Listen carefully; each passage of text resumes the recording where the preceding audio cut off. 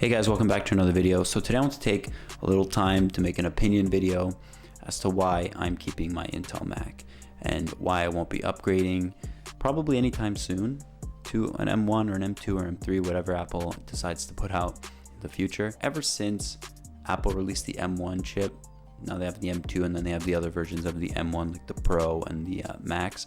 But when they released it, it was a big leap in semiconductors or like processors, computer processors to be more specific, mainly due to just how much performance it had and coupled with the low power consumption. So, you know, for example, just with general usage, I've used my dad's M1 MacBook Air. It burns no power, or it consumes very little power, almost none. Honestly, 15% is sufficient enough to do most of your tasks. You don't even need it fully charged. Whereas if I use my 16-inch 2019 MacBook Pro, you need that thing to be, if it's at 50%, you're like, oh, am I gonna be able to get my stuff done? Because it's that big of a difference. And that's from real world experience, not looking at any scores or benchmarks, stuff like that. I have a few reasons here as to why I'm keeping my Intel Mac. So I thought about it for a bit. I have them all written down here just to make this video a little bit more smooth. So my first reason, that there's just nothing wrong with it. Like, my Intel Mac, like I said, I have a 2019 16-inch base model. It was bought refurbished from Apple, so I did save a little bit on there, and it's basically a brand new computer. Because if you know anything about Apple refurbished, is that it's probably one of the best places to buy any Apple product. We can have a separate video on that in the future, but let's get done with this video first. The M1 and M2 and M3 in the future, it's all better than the Intel Mac for sure. Just real world performance, benchmark scores, it is better. Apple's in-house silicone is better, but it doesn't mean the Intel ones aren't good. Most tasks that you're gonna do, you spend over $2,000 on a computer, and then Apple releases something better. It might not be worth it to sell it at a lower price that you bought it. And then, it really depends on the person, I guess. But for me, I think the Intel Mac is still really capable. Just because the M1 and M2 are better doesn't mean the Intel one isn't really good at doing things. So I edit all my videos, I edit all my pictures on my laptop, on my Mac, and it doesn't stutter, it doesn't lag, it works for me, it just works. So that's just that's an introductory point as to why why I'm keeping my Intel Mac and why I don't think I'll be upgrading anytime soon. So next, they're tried and tested. They're familiar, and with any next generation product or innovation, there's always sort of an iffy period where you're like, I don't know what's gonna happen. Is it gonna work? Is there gonna be bugs? With the Apple Silicone, I think the one notable bug I can think of was something to do with USB-C adapters, something with I don't know if it's called the controller, the stuff that takes care of the ports. Something was a little iffy. Apple patched that right away, so it wasn't really a problem. Now, there's some people that say never buy a first generation product. Personally, me, I would not subscribe to that reasoning for everything.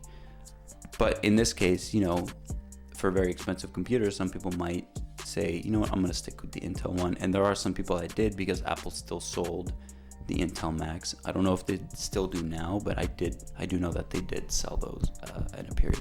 Also, people are still buying them off of places like Facebook Marketplace, eBay. Like, the Intel Macs are still a very popular and a very, like I said before, capable thing.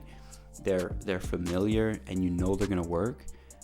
And now that they're at a discount because of the new M1 chips, people can easily pick them up for a discounted price. Used for just a few months, maybe a year. it's still a very capable computer to buy, and it's going to work for you, it's going to work well, and it's going to last you a damn long time. The next one is going to be for a very niche and a very specific few percentage of people that would do this, but it's the ability to run Boot Camp on your Mac. So Apple Silicone cannot do that.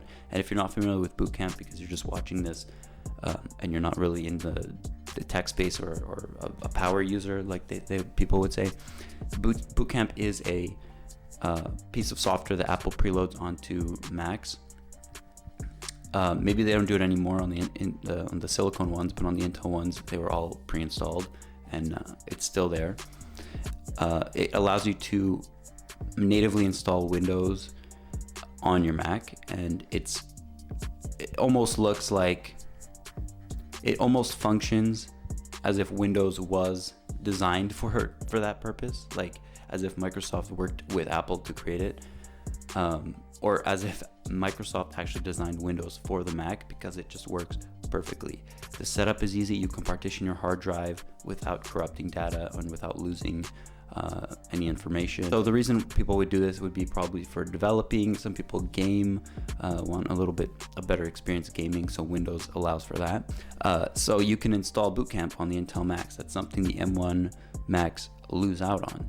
So if you think that's a plus, if you're like, oh, you know what, maybe I do want that, your only option would be to consider an Intel Mac. So like I said, I have Boot Camp on my Mac. I'm happy with it because sometimes I can boot into Windows if I need a Windows unique program, if I want to do some light gaming.